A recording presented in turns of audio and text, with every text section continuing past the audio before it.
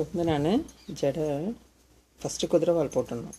போட்டுட்டு இந்த சைடு கொஞ்சமாக முடி எடுத்து இப்படி வச்சிடணும். இப்படி வச்சுட்டு நம்ம இந்த சைடு பின்னலாம்.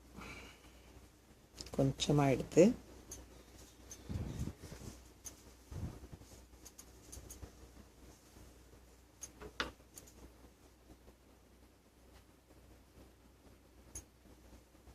இதே மாதிரி இந்த ஓரமாக இந்த சைடு இருக்கிற முடி எடுத்து இந்த சைடு வர மாதிரி இப்படி எடுத்துக்கணும்.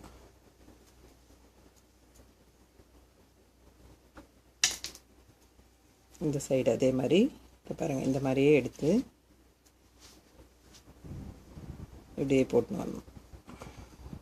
கொஞ்சம் கொஞ்சமாக எடுத்து இப்படி போட்டுனே வரணும்.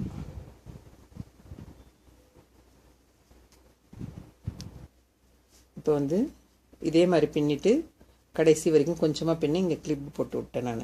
இப்போ வந்து இது அந்த சைடு பின்னுறதுக்கு முடி வந்து இந்த சைடு இருந்து எடுக்கணும். அதனால் அது வரங்க இப்படி பின்னி நான் இந்த சந்தில் இப்படி விட்டு எடுத்து இப்படி விட்டுணும். இதே மாதிரி எல்லா இடத்துலையும் இருந்தோம் இந்த சைடுலேருந்து கொஞ்சம் கொஞ்சமாக முடி எடுத்து இப்போ வந்து இந்த முடி எடுத்துக்கணும். நம்ம இங்கே ஒரு சைடாக வச்சுருந்தோம் இல்லைங்களா, இந்த முடி எடுத்து இது பின்னணும்.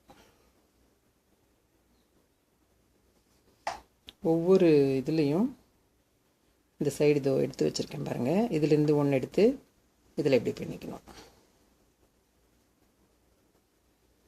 திரும்ப அடுத்தது இதோ இதே மாதிரி இதிலேருந்து எடுத்து இப்படி பின்னிக்கணும். எவ்வளோ அழகாக இருக்குது பாருங்கள் மாடல். திரும்பவும் அதே மாதிரி நான் ஒன்று ஒன்றா எடுத்து இது சந்தில் விட்டுட்டேன். எடுத்து நம்ம இந்த சைடு இப்படி பின்னிக்கணும். பாருங்கள் அழகாக அப்படியே மடித்து கட்டி அப்படியே ஹேர் பின் போட்டுட்டு அழகாக ஒரு பூ வச்சிருச்சு. இந்த மாடல் பாருங்கள் ரொம்ப அழகாக இருக்குது. நீங்களும் இதே மாதிரி ட்ரை பண்ணுங்கள்.